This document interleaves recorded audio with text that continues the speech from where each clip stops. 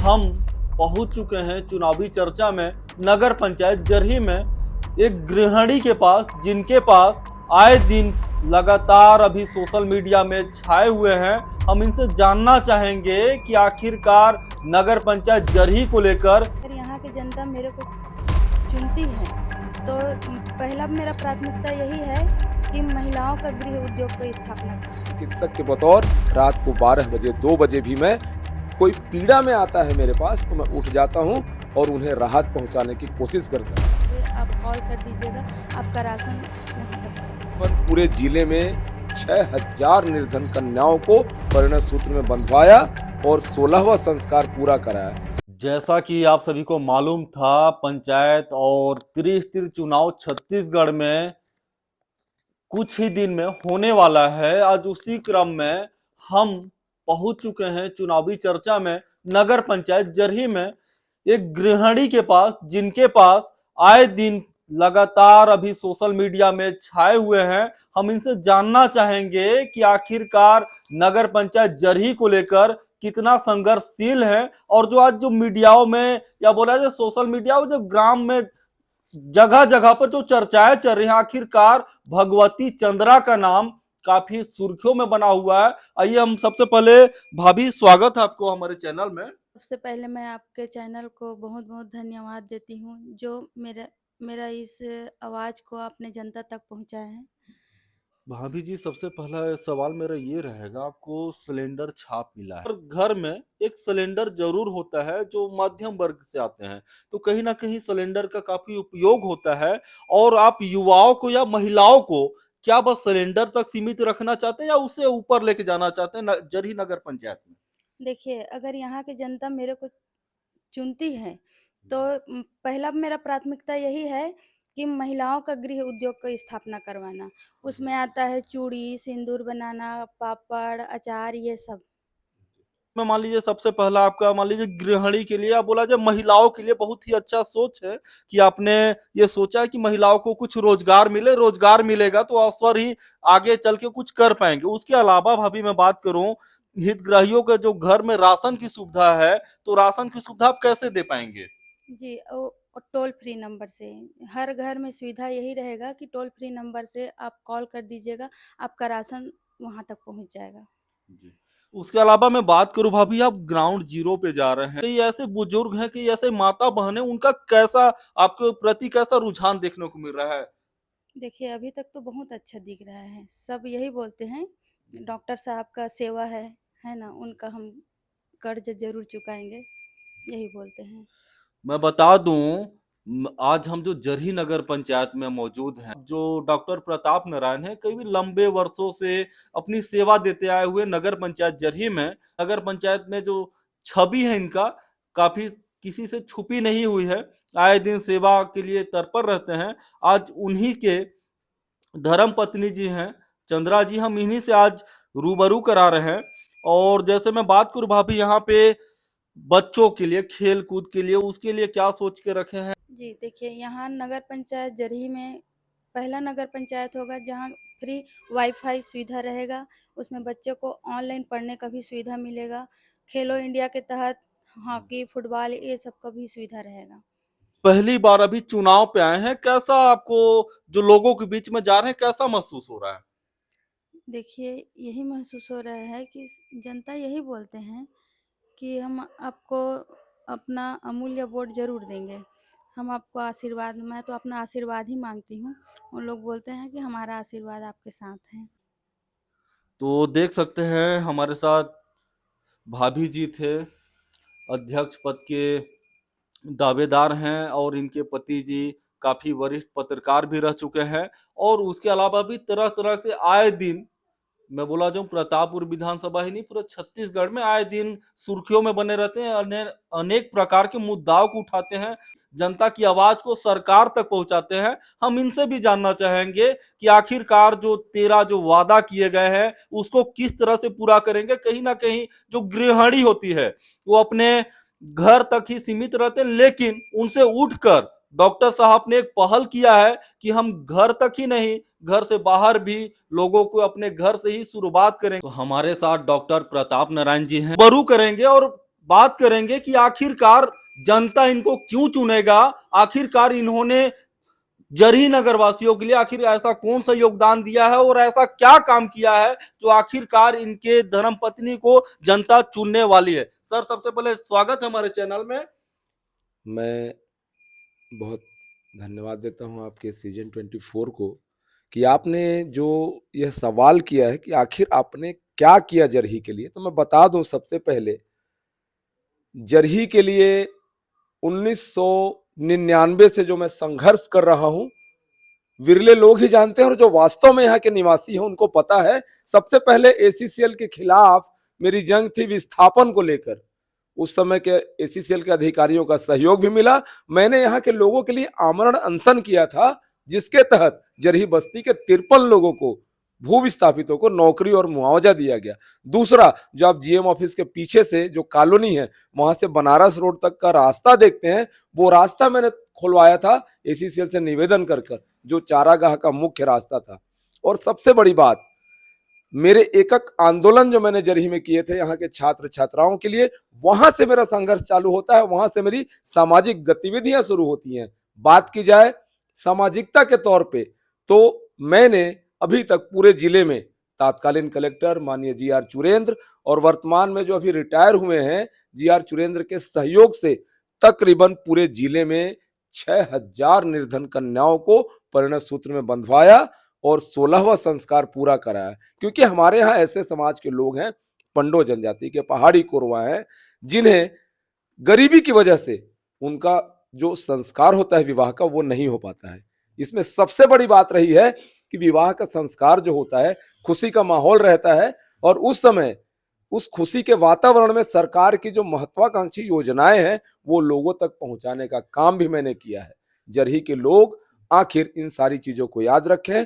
Professionally बात किया जाए तो एक चिकित्सक के बतौर रात को 12 बजे 2 बजे भी मैं, कोई पीड़ा में आता है मेरे पास, तो मैं उठ जाता हूं और उन्हें राहत पहुंचाने की कोशिश करता हूं।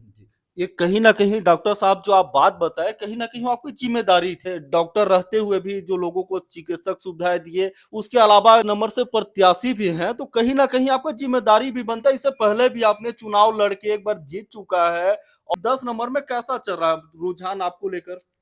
देखिए, वार्ड नंबर 10 जो है, वाकई में मेरे लिए बहुत बड़ी चुनौती रही है। पूर्व में भी छत्तीसगढ़ निकाय की बात की जाए तो उस वार्ड से छत्तीसगढ़ में सबसे ज्यादा मतों के प्रतिशत से विजयी हुआ था मैं। और वहां जो बुनियादी सुविधाएं थी उसको मैंने पूरी की थी, क्योंकि वह काफी पिछड़ा हुआ वार्ड था। और वहां जो मलारपारा से लेके बांधपारा तक के लोग आते हैं, वो व्यक्तिगत तौर पर मेरे परिवार जैसे हैं। उनकी हर समस्याओं को मैं सुलझाता हूं। इसलिए मैंने 10 नंबर से बतौर प्रत्याशी अपने आप को प्रस्तुत किया है, क्योंकि वहां पे मेरी आवश्यकता है। और निश्चित तौर पर एक आइडियल व्यक्ति यदि सेवा करने के अवसर को पाएगा, तो नगर को एक नया आयाम देकर नए तरीके से स्थापित करेगा। नहीं लगता डॉक्टर साहब यहाँ पर बीजेपी बोले या कांग्रेस बोले कि ऐसे प्रत्याशी जो बागी हो चुके हैं, बागी आखिरकार क्यों हुए हैं, उनके पीछे का मंशा क्या है, उसके बारे में कुछ बताएंगे? देखिए, इस बार नगर निकाय की बात की जाए तो टिकट वितरण को लेकर काफी ऊहापोह की स्थिति रही है और कई ऐसे योग्य उम्मीदवारों को पार्टी ने टिकट नहीं दिया। सवाल बगावत का नहीं है। बगावत जो लोग किए थे, पार्टी से जुड़े होते, पार्टी के पदों में थे, उन्हें पार्टी ने निष्कासित भी कर दिया है। वो एक अलग मैटर है, वो राष्ट्रीय दलों का मामला है। यहाँ पे बागी होने का मतलब ये है, यदि कोई व्यक्ति बागी हुआ है जनता के लिए और उसकी जो कार्यशैली है, जो पूर्व में काम कर चुका है, वह निश्चित तौर पर बागी होकर अच्छा काम करेगा, ये भी तय है। मैं भी किसी न किसी दल से जुड़ा हुआ था। जब योग्यता को यहाँ दरकिनार किया गया तो जनता ने आकर कहा कि डॉक्टर साहब, आपको हमें संभालना है। जनता के कहने पे, चूंकि ओबीसी सीट था, मैंने भगवती चंद्रा को यहाँ से बतौर अध्यक्ष उम्मीदवार खड़ा किया। और जो मुझे रिस्पांस मिल रहा है जनता का, चाहे ग्रामीण क्षेत्र की बात की जाए या शहरी क्षेत्र की, मैं बता देना चाहूंगा, जरही नगर पंचायत में मात्र बिजली की चकाचौंध कर देने से विकास नहीं हो जाता। यहाँ सबसे बड़ा मुद्दा है बेरोजगारी, सबसे बड़ा मुद्दा है सामाजिक और आर्थिक सुरक्षा। इसके अलावा नशे का कारोबार जो है फल फूल रहा है। मैं अभी लगातार दौरे पर हूँ, जनता से संपर्क में हूँ। गुहार लगाते हैं कि छोटे छोटे मासूम बच्चे यहाँ की नशे की चपेट में आ चुके हैं। पुलिस वरिष्ठ पुलिस अधीक्षक प्रशांत ठाकुर के आने के बाद कई कार्रवाइयां भी हुई हैं, लेकिन समूल नशे के कारोबार को नष्ट करना है जरी से, ताकि आने वाली युवा पीढ़ी स्वस्थ रह सके और कई परिवार बच सके। चलिए, ये तो रही वादे आपके। उसके अलावा आपने 13 वादा किया है। उस वादा को बतौर निर्दलीय प्रत्याशी रहकर कैसे निभाएंगे? आखिरकार लोग जानना चाहेंगे, आप पे भरोसा क्यों करेगा लोग? आप जो ये वादा, जो 13 वादा करके जो घूम रहे हैं लोगों के बीच, आखिरकार कहीं ना कहीं ट्रोल पे आ रहे हैं। आखिरकार कैसे फ्री वाईफाई देंगे, कैसे घर पहुंचा के राशन देंगे, ऐसे तमाम 13 वादा है, उसको कैसे पूरा करेंगे? आपको पता है छत्तीसगढ़ प्रदेश जो है, यहाँ धान की कीमत, धान के साथ बोनस, ये पूरे देश में एक उदाहरण है छत्तीसगढ़। बात की जाए, यह मुद्दे जनता से जुड़े हुए हैं। फ्री वाईफाई, जहां हम समाज में बच्चों के भविष्य को देखते हैं, जो कल का भविष्य है, उनके लिए वाईफाई की सुविधा है। और 13 वादों में देखा जाए तो सबसे पहला वादा महिला गृह उद्योग की स्थापना की जो मैंने की है। आज तक महिलाओं के रोजगार को लेकर किसी ने नहीं सोचा। तीसरी बात, राशन पहुंचाने की बात जो है, घर घर तक राशन कैसे पहुंचे। कोरोना काल से हम गुजर चुके हैं, कोरोना काल में हमने लोगों की मदद की थी, तो ऐसा सिस्टम बनाएंगे। भगवती जी ने भी कहा कि वाईफाई और ये जो फ्री हम टोल फ्री नंबर दे रहे हैं, उसके माध्यम से लोगों को हर वार्ड में एक एक जो वाहन रहेंगे, 15 वार्ड यहाँ पे है, तो ऐसे योग्य युवकों को जो तकनीकी रूप से चालक हैं, उनको उनके खर्चे पे ही हम अपना सहयोग करते हुए प्रत्येक वार्ड में प्रत्येक लोगों को राशन में जो शासकीय राशन दिया जाता है वो फ्री में पहुंचाएंगे, और इसके साथ 15 लोगों को रोजगार भी मिलेगा। मैंने बात की इसमें लिखी, जैसा कि आपने पूछा 13 वादे बतौर निर्दलीय प्रत्याशी आप कैसे करेंगे, तो बता दूं, जीतने के बाद हम प्रत्याशी नहीं रह जाएंगे। जीतने के बाद जो जनता हमें इस सिंहासन पर भगवती चंद्रा को पहुंचाएगी, उन्होंने प्रण किया है कि यह 13 वादे जनता को समर्पित हैं। उस समय सरकार भी हमारा साथ देगी। निश्चित तौर पे हम सरकार का साथ जरही नगर पंचायत की देवतुल्य जनता के लिए लेंगे, और 13 के 13 वादे हम संकल्प के साथ पूरा करेंगे। भैया, नहीं लगता है जैसे नेता होते हैं, आप देखिए एक पेशे से पत्रकार है, नेता का वार्तालाप आप जानते हैं कि किस तरह से वादे करके किस तरह से ठुकरा देते हैं। कहीं ऐसा ना हो कि हमारे जरही के जनता के साथ कहीं ना कहीं छलावा ना हो, उसके लिए क्या कहना चाहेंगे?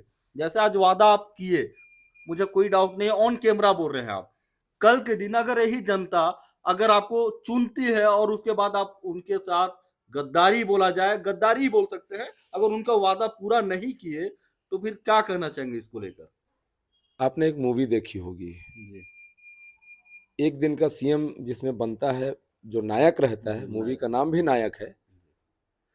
किसी भी मूवी का स्क्रिप्ट जो होता है, वो बड़े बड़े यूनिवर्सिटी और कॉलेज के लड़कों से स्क्रिप्ट मंगाया जाता है। तो एक दिन का सीएम, मैं चूंकि एक पत्रकार हूं, उस मूवी में भी वह अभिनेता एक बतौर पत्रकार रहता है। सीएम के इंटरव्यू के दौरान वो प्रण लेता है और ऐसी बातें होती है कि मुझे एक दिन का सीएम बनाओ। तो यहां तो 5 साल जनता दे रही है, जो पिछले 15 साल में काम नहीं हुए हैं। मैं वादा करता हूं जरही की जनता से कि वो काम मैं 15 महीने में कराऊंगा। चलिए, बहुत बढ़िया, बहुत अच्छा इनका सुझाव रहा, और इनका जो वादा है कहीं ना कहीं जनता देख रही है। यही जरही की जनता जो तय करेगी कि उस सिंहासन पे किसको बैठाना है। आखिरकार वो देखने वाली बात होगी कि जनता किस तरह से तय करेगी। इस बार जरही में किसकी सरकार बनेगी, उस ताज किसके सर पे सजेगी। मैं जाने से पहले मैं आखिरी सवाल करना चाहूंगा। मेरा आखिरी सवाल ये रहेगा कि जो जनता चुनेगी आखिरकार भैया, इसमें जो सबसे पहले जो यहाँ पे 5 प्रत्याशी है, 5 में कहीं ना कहीं आपका नाम है, आपके धर्मपत्नी का नाम है, तो कहीं ना कहीं जो 4 प्रत्याशी है भैया, उसमें से 2 एक बीजेपी एक कांग्रेस से आते हैं। नहीं लगता है अपने पार्टी से कुछ ना कुछ गलत कर रहे हो, उसको नुकसान होगा? देखिए, यहां सीधे तौर पे बात करूंगा, बॉटम लाइन की बात करूंगा आपसे मैं। जी। प्रत्याशी चयन में निश्चित तौर पर जो पद्धति होनी चाहिए, चाहे कोई भी दल रहे, किसी दल का मैं भी यदि प्रत्याशी रहता, तो सबसे बड़ी बात यहां की जनता से सर्वे कराने की बात आती है। पत्रकारों से सर्वे कराने की बात आती है तो उस पर अमल क्यों नहीं किया जाता। यही कारण था कि कई दौर में कई पार्टियों को काफी क्षति हुई। इसको ध्यान देना होगा आने वाले समय में। यदि मेरे सामने 4 प्रत्याशी हैं तो उसमें मैं अपनी योग्यता को लेकर जनता के सामने जा रहा हूं। आने वाले समय में राष्ट्रीय दलों को इसका विशेष तौर पर ध्यान देना होगा। विदाई में भैया मैं ये जानना चाहूंगा कि जैसे कि यहाँ पे जो जरही नगर पंचायत में घोटाले की आए दिन आपने जिक्र किया है, कई मीडिया संस्थानों के द्वारा आपके द्वारा चलाया गया आपके वाक्य हैं भैया, उस घोटाले को लेकर एक बार नजर डालेंगे। देखिए, मामला 2021-22 का है। तत्कालीन समय में जो सीएमओ थे उनसे भी मेरी चर्चा हुई इस विषय पे। उन्होंने कहा कि ऐसा कुछ नहीं है, लेकिन यदि मामले में किसी तरीके का घोटाला आ रहा है, भ्रष्टाचार आ रहा है, तो निश्चित तौर पर सरकार को उसकी जांच करानी होगी और दोषियों पर जनता के लिए कार्रवाई करनी होगी, क्योंकि घोटाले का यह पैसा कहीं ना कहीं नगरवासियों के टैक्स का ही पैसा है। भैया अंत में क्या कहना चाहेंगे हमारे जरही के नगरवासियों को या जनता को, क्या कहना चाहेंगे? क्षमा चाहूंगा। मैं जनता के लिए यही कहना चाहूंगा कि अपने बच्चों को, अपने बेरोजगार युवाओं को और जरही की वास्तविक स्थिति को देखते हुए आप निश्चित तौर पर यदि योग्य पाते हैं कि भगवती चंद्रा के पीछे डॉक्टर प्रताप का चेहरा है, तो एक मौका आपको जरूर देना चाहिए ताकि हम आपके लिए काम कर सकें। कहते हैं तन समर्पित, मन समर्पित और ये जीवन समर्पित, ये जनता के लिए। बहुत बहुत धन्यवाद हमारे साथ बात करने के लिए। डॉक्टर प्रताप नारायण जी थे। और मैं चाहूंगा ये चुनाव ही नहीं है, ये 5 साल का ये परिणाम है। 5 साल के बाद जनता तय करती है कि किसकी सरकार बनानी है और किसकी बिगाड़नी है। कहीं ना कहीं मैं चाहूंगा, मैं किसी पार्टी या किसी राजनीतिक पार्टी का सहयोग ना ही समर्थन ना ही विरोध करता हूं। मैं बस यही चाहता हूं कि ज्यादा से ज्यादा संख्या में मतदान करें, अपने मत का दान करें और सही उम्मीदवार को चुने, ताकि जो हमारा नगर पंचायत जरही है वो स्वच्छ हो, सुंदर हो और सारी सुविधाओं से लेस हो। तब तक के लिए जय हिंद।